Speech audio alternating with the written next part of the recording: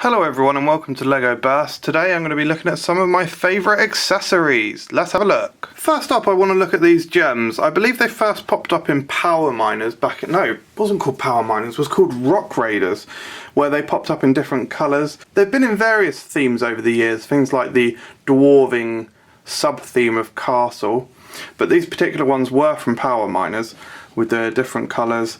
I just really like them. I think it's a really interesting sculpt. It looks quite random with the different angles, some of them sticking straight up and some of the shards pointing out to the side. And the fact that you can get them in different colours makes them really cool in my opinion. I'm quite a big fan of transparent Lego elements, so yeah, big fan of these. As I said, I'm a really big fan of transparent pieces, so I really love this kind of greeny, yellowy, transparent radar, almost gun piece. I'm not actually sure which theme it's from. Let me know in the comments below if you know what it's from, but just really like it. It's actually quite versatile as well, because you've got a couple of different rods. You've got one that you can actually stick in someone's hand, and you've got a stud on there and a reverse stud as well. So yeah, it's really cool. There's lots of different options that you can do with it, and it just looks really cool. Next up is the dragon sword from Ninjago. Really big fan of this sword. The detailing on it looks incredible. The actual dragon's face looks really cool, and then the detailing works up onto the actual blade itself. The hilt is really cool as well. One of my favourite swords. Speaking of swords, I also really like this. It's like the chromy gold sword. Again, I'm not certain who this is actually from. I think it's just from a castle set, maybe a king's sword, but just very broad. It's quite blunt, as you can see, quite smooth on top, but I just really like the ultra shiny finish on it, and the nice hilt with the little kind of, I don't know what that is really, just bulb at the end I suppose, but just the size of it in comparison to a minifigure is incredible. Next up is this dagger from the Prince of Persia sets. It's dual moulded, so it's got both gold and like pearl silver on it.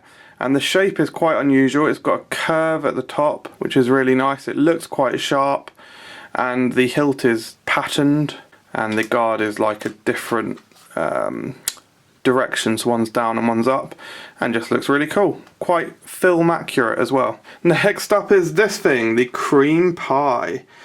Bit of a weird choice for favourite accessories, but I just really like it. I love the swirl on the pie. I love that it's very opaque. You've got opaque white and opaque whatever this is, sandy colour, or well, it looks just like pastry. Good detailing, and it's just a really cool element. Finite number of uses. You're not going to be using it for many things, but the microphone that just won't stay still. Big fan of this piece. Looks very much the part, and another thing that I like about it is, again, it's actually quite a versatile piece.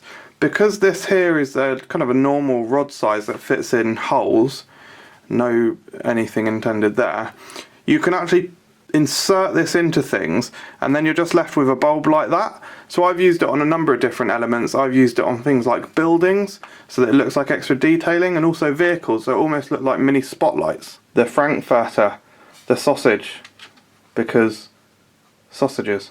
I really like the paintbrush. I like the different colours on it. It's got brown, silver and green, and just looks very much the part, and if you put this on a minifigure, it makes them look very artistic, as you would kind of expect. Next up is magic wands or fairy wands. Really cool design. I think that adding these to minifigures gives them a real old school fantasy vibe. You've obviously got this pink one for like fairy type characters, and then this green one which is kind of for more any kind of use really. It could be used on an evil sorceress or a wizard. But yeah, as I say, it just gives them a really enchanted and old school kind of fantasy vibe. Sticking with the fantasy theme, we've got this.